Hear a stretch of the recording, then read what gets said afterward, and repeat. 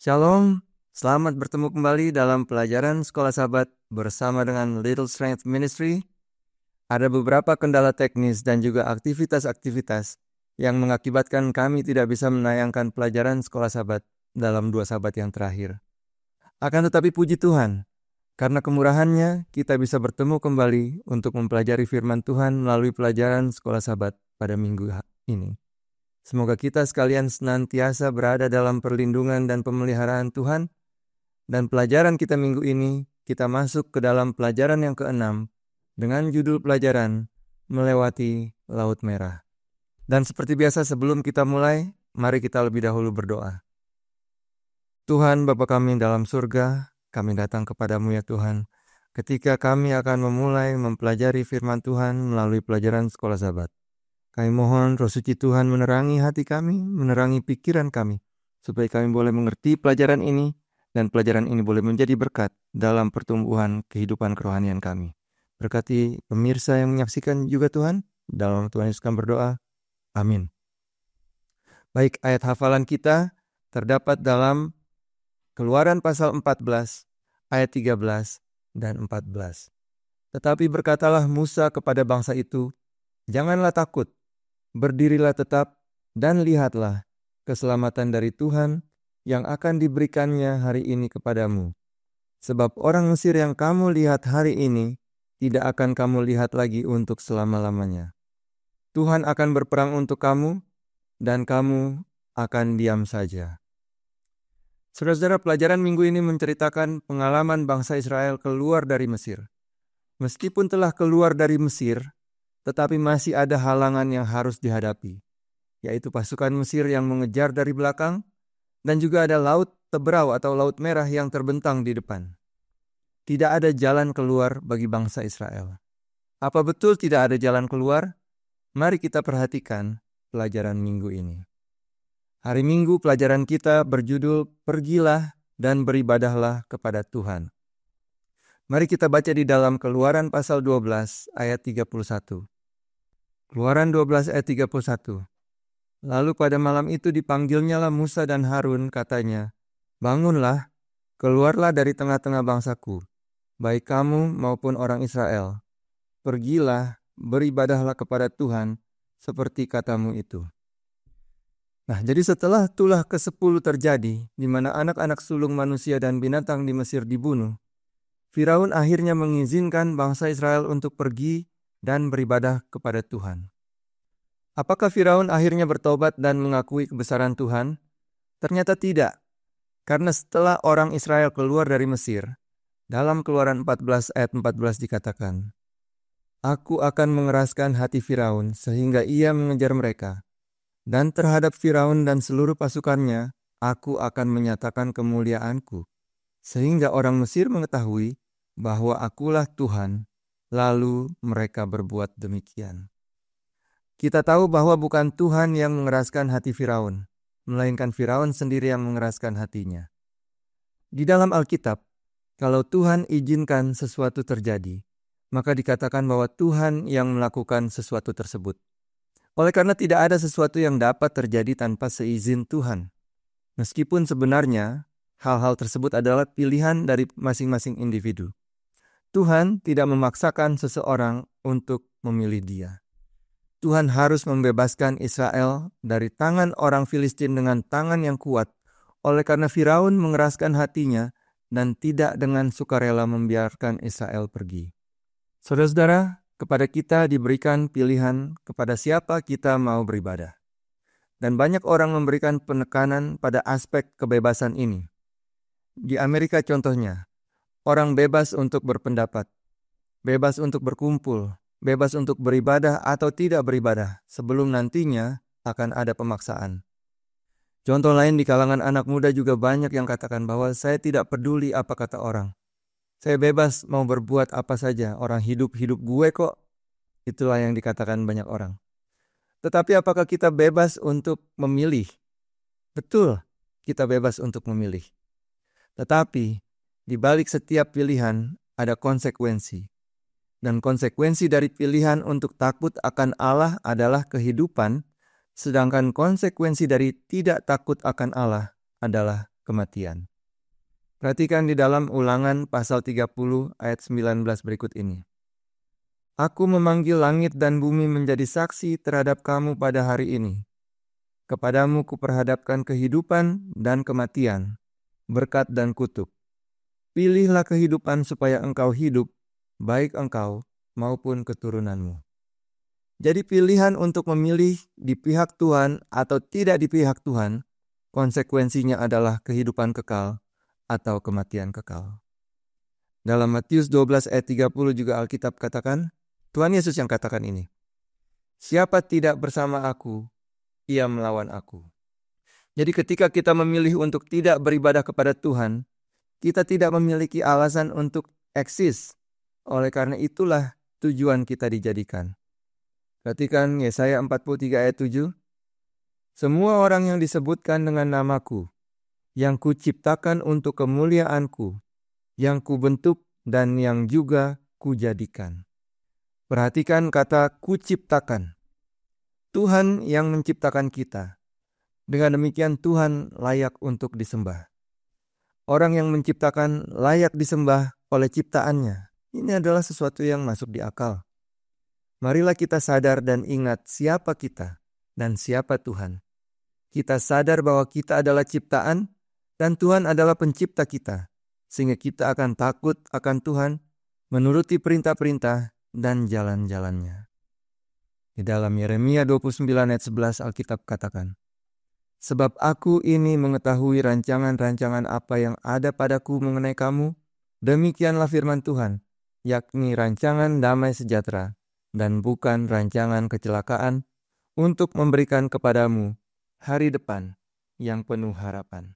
Jadi ketika kita mempercayakan hidup kita kepada Tuhan, yang adalah pencipta kita, bukan berarti kita tidak memiliki kebahagiaan. Oleh karena Tuhan yang mengetahui rancangan-rancangan yang terbaik bagi kita. Itulah pelajaran hari Minggu. Selanjutnya kita lihat pelajaran hari Senin dengan judul Pengudusan Anak Sulung. Kenapa Tuhan perintahkan orang Israel untuk menguduskan anak-anak sulung? Ada apa sesungguhnya dengan buah kesulungan? Mari kita lihat di dalam Keluaran 13 ayat 2. Kuduskanlah bagiku semua anak sulung, semua yang lahir terdahulu dari kandungan pada orang Israel, baik pada manusia maupun pada hewan. Akulah yang empunya mereka. Tuhan katakan di situ, kuduskanlah bagi Tuhan semua anak sulung yang lahir terdahulu, sebab mereka Tuhan yang punya. Anak sulung diasingkan bagi Tuhan. Anak sulung itu kudus, sebagaimana bapaknya adalah kudus. Mari kita gali ide mengenai anak sulung ini. Dikatakan di dalam Alkitab, dalam Mazmur 105 ayat 36. Alkitab katakan, dibunuhnya semua anak sulung di negeri mereka. Ini merefer kepada peristiwa Tulah yang ke-10. Dibunuhnya semua anak sulung di negeri mereka, mula segala kegagahan mereka. Anak sulung yang adalah anak pertama. Melalui yang pertama inilah karakter ataupun kegagahan daripada bapaknya diperkenalkan. Jadi ada konsep mengenai yang pertama yang diangkat di dalam Alkitab. Yang pertama yang adalah kudus bagi Tuhan. Kemudian di dalam Amsal pasal 3 ayat 9 dikatakan, bukan mengenai anak pertama, tetapi hasil yang pertama. Amsal 3 ayat 9, muliakanlah Tuhan dengan hartamu dan dengan hasil pertama dari segala penghasilanmu. Jadi kita lihat bahwa konsep yang pertama ini begitu penting dalam hubungan dengan Tuhan. Perhatikan percakapan Yesus dengan ahli Taurat mengenai hukum yang terutama atau yang pertama. Di dalam Markus pasal 12 ayat 28 sampai 31. Lalu seorang ahli Taurat yang mendengar Yesus dan orang-orang Saduki bersoal jawab dan tahu bahwa Yesus memberi jawab yang tepat kepada orang-orang itu, datang kepadanya dan bertanya, hukum manakah yang paling utama? Yang paling utama artinya adalah yang pertama. Ayat 29, jawab Yesus, hukum yang terutama ialah, dengarlah hai Israel, Tuhan Allah kita, Tuhan itu Esa. Ayat 30, kasihilah, ini hukum yang pertama, kasihilah Tuhan Allahmu dengan segenap hatimu, dan dengan segenap jiwamu, dan dengan segenap akal budimu, dan dengan segenap kekuatanmu. Selanjutnya ayat 31 mengenai hukum yang kedua. Dan hukum yang kedua ialah, kasihilah sesamamu manusia seperti dirimu sendiri. Tidak ada hukum lain yang lebih utama daripada kedua hukum ini. Kita lihat di sini bahwa Tuhan menyimpulkan 10 hukum menjadi 2 hukum. Hukum pertama adalah kasih terhadap Allah, dan hukum yang kedua adalah kasih terhadap manusia. Tetapi kenapa bukan kasihilah sesamamu manusia seperti dirimu sendiri yang menjadi hukum yang pertama? Atau kenapa tidak disamakan dengan hukum yang pertama? Kenapa Yesus tidak katakan, kasihilah sesama manusia dengan segenap hatimu, dengan segenap jiwamu, dan dengan segenap akal budimu? Kenapa tidak disamakan? Oleh karena yang pertama dan yang terutama dalam hidup kita, yang harus menempati tempat pertama dan terutama dalam hati kita adalah Allah. Itu sebabnya kasih kepada Allah harus dengan segenap jiwa, akal budi, dan kekuatan. Kasih kita kepada Allah harus melebihi kasih kita kepada orang lain ataupun objek yang lain. Apakah mungkin kita mengasihi sesama lebih dari kita mengasihi Allah? Kita lihat di dalam Alkitab, Yesus katakan dalam Matius pasal 10 ayat 37. Barang siapa mengasihi bapa atau ibunya lebih daripadaku, ia tidak layak bagiku. Dan barang siapa mengasihi anaknya laki-laki atau perempuan lebih daripadaku, ia tidak layak bagiku. Apa artinya, saudara-saudara? Apakah mungkin kita mengasihi manusia lebih dari kita mengasihi Allah? Sangat mungkin. Dan itu adalah pelanggaran hukum yang pertama yang mengatakan jangan ada padamu Allah lain di hadapanku. Itu sebabnya konsep sulung atau yang pertama ini penting dalam hubungan kita dengan Tuhan. Dalam Kolose 1 ayat 15 dan 15 dikatakan mengenai Yesus. Ini adalah gambar Allah yang tidak kelihatan, yang sulung lebih utama dari segala yang diciptakan. Karena di dalam Dialah telah diciptakan segala sesuatu yang ada di surga dan yang ada di bumi, yang kelihatan dan yang tidak kelihatan, baik singgasana maupun kerajaan, baik pemerintah maupun penguasa. Segala sesuatu diciptakan oleh Dia dan untuk Dia. Yesus adalah Tuhan. Dia tidak diciptakan. Bersama dengan Bapa, Yesus juga adalah pencipta. Tetapi mengenai Yesus dikatakan bahwa Dia adalah yang sulung milik Allah. Kenapa? Karena dalam Yesus terpancar kemuliaan Allah, kekuatan Allah, kehormatan Allah, dan karakter Allah. Yesus adalah kudus sebagaimana Bapa adalah kudus. Yakobus 1 ayat 18. Atas kehendaknya sendiri ia telah menjadikan kita oleh firman kebenaran, supaya kita pada tingkat yang tertentu menjadi anak sulung di antara semua ciptaannya. Ketika kita mencapai tingkat tertentu atau kesempurnaan karakter yang tertentu, maka kita kembali menjadi anak yang sulung di antara semua ciptaannya. Karena pada tingkat itu, kita memiliki karakter Bapa, kita memancarkan kegemilangan Bapa, dan kita juga merupakan permulaan dari kegagahan Bapa. Saudara-saudara, inilah konsep mengenai anak yang sulung. Israel adalah anak sulung bagi Allah. Oleh karena dari semua bangsa-bangsa, melalui Israel lah pengenalan tentang Allah dibawakan. Melalui Israel lah hukum-hukum Tuhan yang adalah karakter Tuhan diperkenalkan kepada bangsa-bangsa lain. Itu sebabnya Allah menghukum Mesir bahkan dengan membunuh anak-anak sulung orang Mesir, untuk menunjukkan bahwa barang siapa menjamah anak sulung Allah, Allah juga akan membinasakannya.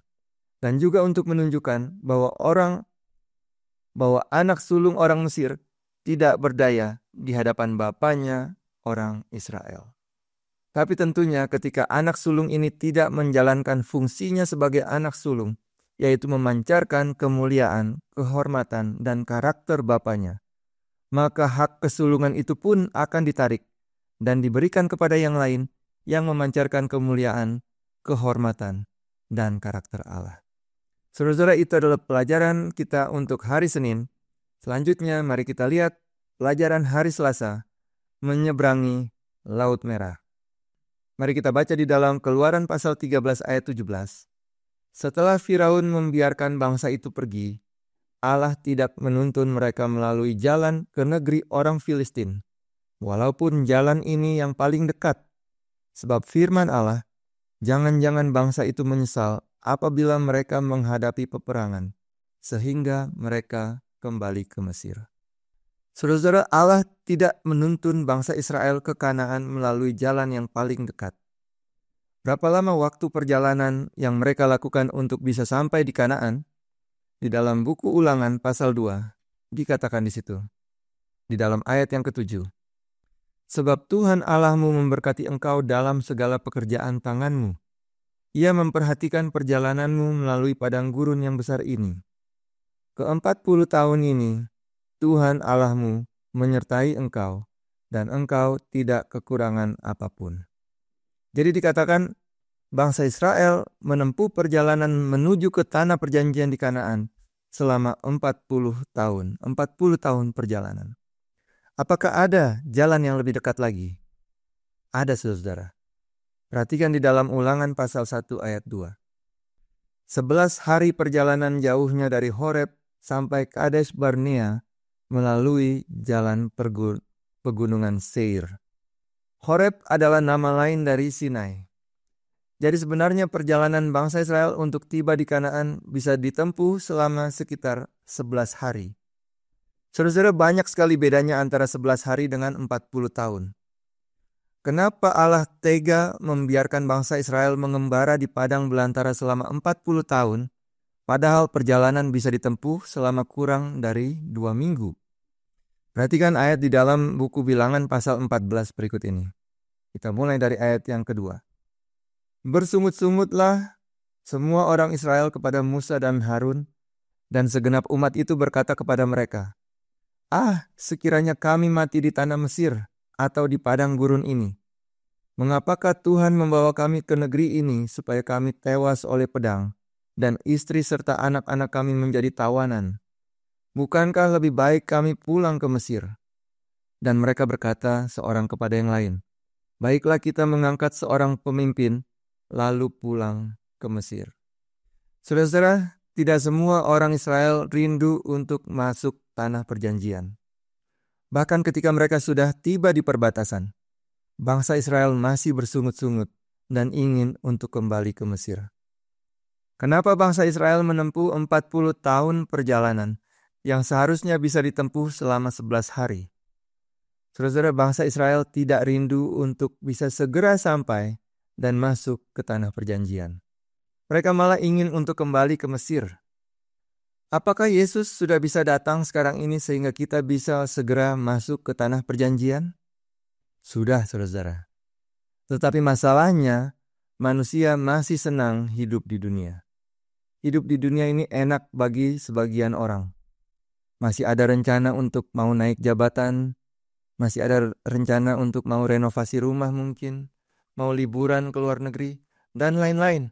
Sehingga rencana-rencana tersebut tidak menyebabkan manusia rindu untuk masuk ke surga. Tuhan sudah lepaskan Israel dari perbudakan, dari penganiayaan, dan dijanjikan untuk akan dibawa ke tempat yang berlimpah susu dan madunya. Tetapi orang Israel memilih untuk ingin kembali ke Mesir. Tidak heran bangsa Israel disebut sebagai bangsa yang tegar tengkuk. Perhatikan apa yang Alkitab katakan dalam Yudas ayat 5. Katakan di dalam Yudas ayat 5. Tetapi sekalipun kamu telah mengetahui semuanya itu dan tidak meragukannya lagi, aku ingin mengingatkan kamu bahwa memang Tuhan menyelamatkan umatnya dari tanah Mesir, namun sekali lagi membinasakan mereka yang tidak percaya. Tidak semua orang Israel masuk tanah perjanjian. Dari semua yang keluar dari Mesir, hanya Yosua dan Kaleb yang masuk tanah perjanjian. Apakah semua orang Kristen yang adalah Israel rohani akan masuk tanah perjanjian atau Kanaan surgawi? Jawabannya adalah tidak. Kenapa tidak? Karena tidak semua orang mau masuk surga. Tidak semua orang merindukan surga, meskipun mereka orang Kristen sekalipun. Oleh karena banyak orang Kristen lebih suka tinggal di dunia, sebagaimana orang Israel lebih senang untuk tinggal di Mesir. Masalah yang kedua adalah tidak percaya. Dalam Yudas 1 ayat 5 tadi dikatakan, memang Tuhan menyelamatkan umatnya dari tanah Mesir, namun sekali lagi membinasakan mereka yang tidak percaya. Saudara-saudara, meskipun Tuhan telah keluarkan orang Israel dari Mesir, sehingga mereka memiliki kesempatan untuk masuk ke tanah perjanjian, tetapi mereka tidak percaya bahwa Tuhan dapat menuntun mereka untuk masuk ke negeri itu. Mereka tidak percaya akan kemampuan dan kekuatan Tuhan. Dengan kata lain, mereka tidak percaya pada Tuhan. Yohanes 3 ayat 16 adalah ayat yang banyak orang hafalkan. Karena begitu besar kasih Allah akan dunia ini, sehingga Ia telah mengaruniakan anaknya yang tunggal, supaya setiap orang yang percaya kepadanya tidak binasa, melainkan beroleh hidup yang kekal. Kematian Kristus di salib memberikan kesempatan kepada semua orang, seisi dunia ini, yang pernah hidup, yang masih hidup, dan yang akan hidup di dunia ini. Semua orang mendapatkan kesempatan untuk beroleh keselamatan. Tetapi apakah semua akan selamat? Dikatakan dalam Yohanes 3 ayat 16 tadi, hanya orang yang percaya kepadanya yang tidak binasa dan beroleh hidup yang kekal. Saudara, itulah pelajaran untuk hari Selasa. Mari kita masuk dalam pelajaran hari Rabu. Judul pelajarannya adalah melangkah maju dengan iman. Dalam Keluaran 14 ayat 14 dikatakan, Tuhan akan berperang untuk kamu. Kamu akan diam saja. Bagaimana cara Tuhan berperang bagi Israel dalam hal ini? Kita lihat di dalam Keluaran 14 ayat 19. Kemudian bergeraklah malaikat Allah yang tadinya berjalan di depan tentara Israel, lalu berjalan di belakang mereka. Dan tiang awan itu bergerak dari depan mereka, lalu berdiri di belakang mereka. Malaikat Allah, di mana di dalam ayat-ayat lain kita bisa dapati bahwa malaikat Allah ini yang dimaksud adalah Yesus sendiri. Tadinya berada di depan bangsa Israel, mengambil posisi sekarang untuk pindah ke belakang, berada di antara Israel dengan Mesir. Tiang awan yang tadinya juga di depan, pindah ke belakang, mengambil posisi di antara tentara Israel dengan tentara Mesir. Sehingga untuk berhadapan dengan pasukan Israel, tentara Mesir lebih dahulu harus berhadapan dengan Tuhan.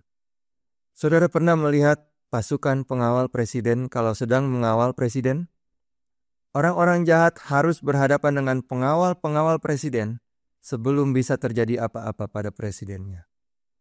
Saudara, Alkitab juga katakan mengenai satu periode kesesakan besar yang akan dialami oleh umat-umat Tuhan sebelum kedatangan Yesus yang kedua kali. Tetapi pada periode waktu itu, Mikael, yang adalah Yesus sendiri, akan muncul untuk mendampingi umat-umat Tuhan. Dalam Daniel 12 ayat 1. Pada waktu itu juga akan muncul Mikael, pemimpin besar itu, yang akan mendampingi anak-anak bangsamu. Dan akan ada suatu waktu kesesakan yang besar, seperti yang belum pernah terjadi sejak ada bangsa-bangsa sampai pada waktu itu. Tetapi pada waktu itu bangsamu akan terluput, yakni barang siapa yang didapati namanya tertulis dalam kitab itu. Yang berikut cara Tuhan berperang bagi bangsa Israel adalah Tuhan membuat Laut Merah terbelah yang kemudian menyediakan jalan bagi bangsa Israel untuk bisa lewat. Deliverance. Tuhan menyediakan jalan keluar. Bangsa Israel sudah datang mendekat dari belakang, dan di depan terbentang lautan yang luas. Tampaknya tidak ada kelepasan. Saudara, kadang-kadang Tuhan izinkan kita berada pada keadaan yang genting. Dan di saat-saat tersebut, Tuhan berikan kelepasan. Siapa yang Tuhan lindungi dan sediakan jalan keluar? Mereka yang berada dalam hubungan perjanjian dengan Tuhan. Dalam ayat yang kita telah baca di dalam Daniel 12 ayat 1, pada waktu umat-umat Tuhan melalui masa kesesakan besar, Tuhan atau Mikael akan muncul untuk mendampingi umat-umatnya. Tetapi apakah semua akan diluputkan dari kesesakan besar ini? Tidak. Oleh karena hanya mereka yang namanya didapati tertulis dalam kitab kehidupan, yang akan diluputkan. Mari kita lihat selanjutnya pelajaran hari Kamis. Judul pelajaran hari Kamis adalah Nyanyian Musa dan Miriam. Setelah melalui periode kesesakan, diperbudak, dianiaya, dikejar musuh, dan seolah-olah tidak ada jalan kelepasan bagi bangsa Israel. Tetapi Tuhan menyediakan kelepasan bagi umatnya dari kesesakan yang mereka alami. Ketika salah seorang tua-tua berkata kepada Yohanes dalam penglihatannya di Pulau Patmos, "Siapakah mereka yang memakai jubah putih dan dari manakah mereka datang?" Kemudian tua-tua itu sendiri menjawabnya. Perhatikan di dalam Wahyu 7 ayat 14. "Maka kataku kepadanya, Tuanku, Tuhan mengetahuinya. Lalu ia berkata kepadaku, mereka ini adalah orang-orang yang keluar dari kesusahan yang besar. Dan mereka telah mencuci jubah mereka dan membuatnya putih di dalam darah anak domba." Seperti halnya bangsa Israel keluar dari kesusahan besar, penganiayaan, dikejar-kejar orang Mesir. Sebelum kedatangan Yesus juga ada sekelompok umat-umat Tuhan yang mengalami kesusahan besar seperti yang belum pernah terjadi sejak ada bangsa-bangsa. Mereka inilah yang telah menang, oleh karena mereka telah mencuci jubah mereka dan membuatnya putih di dalam darah anak domba. Orang-orang Israel setelah keluar dari kesesakan menyanyikan nyanyian Musa. Dan kalau saudara baca dalam Keluaran 15, ini adalah nyanyian pengalaman. Sebagai contoh kita lihat di dalam Keluaran 15 ayat 4.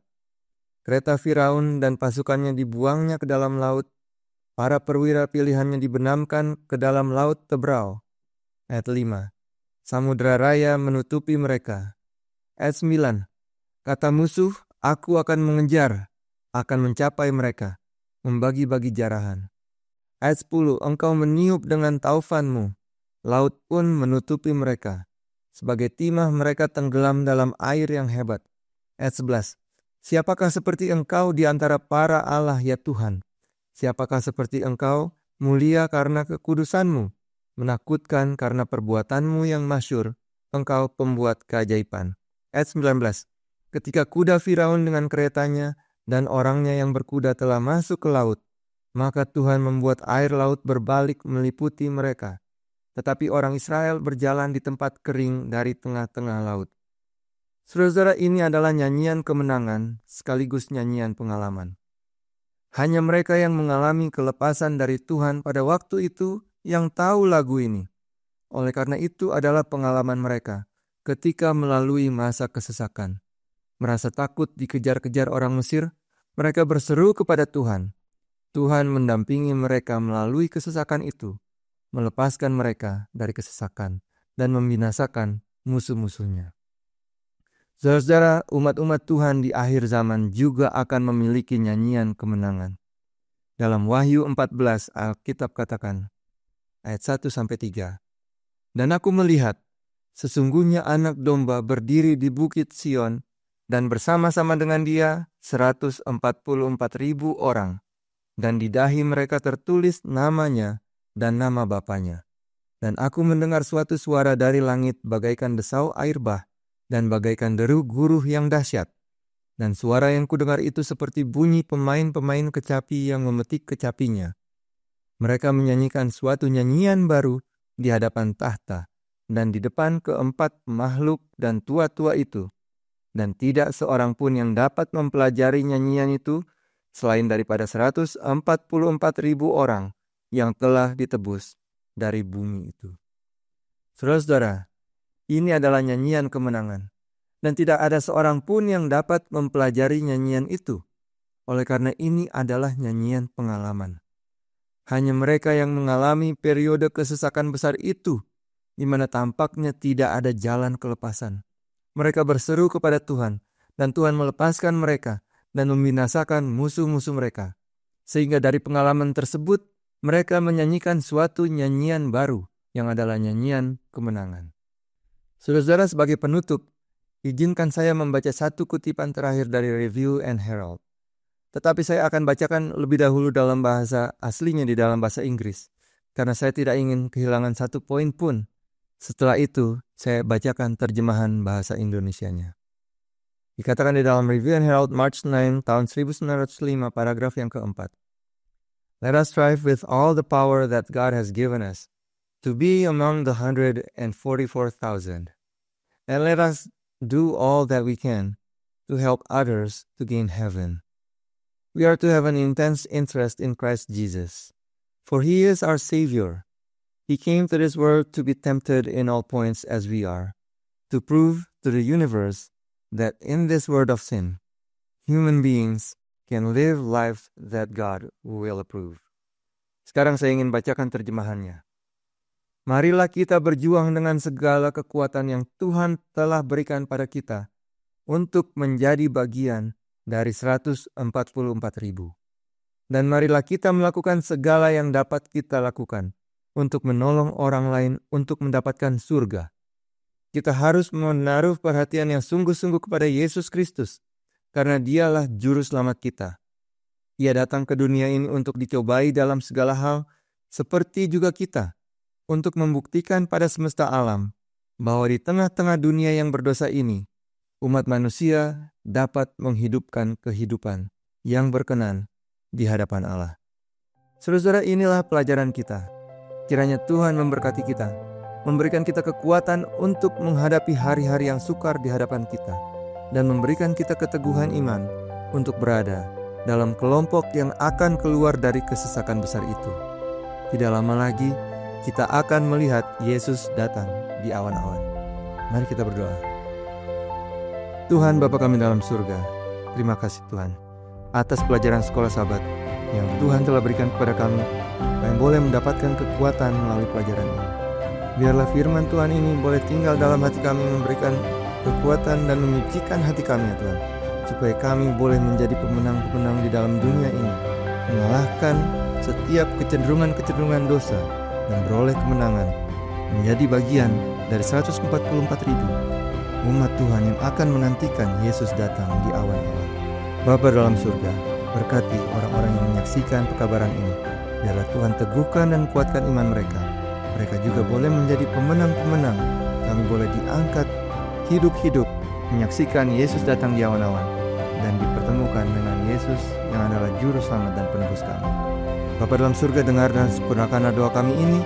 Kami mohon dalam nama Tuhan Yesus, Juru Selamat kami. Amin. Terima kasih saudara-saudara atas perhatian Anda sekalian. Sampai berjumpa lagi pada pelajaran di minggu yang akan datang. Tuhan memberkati.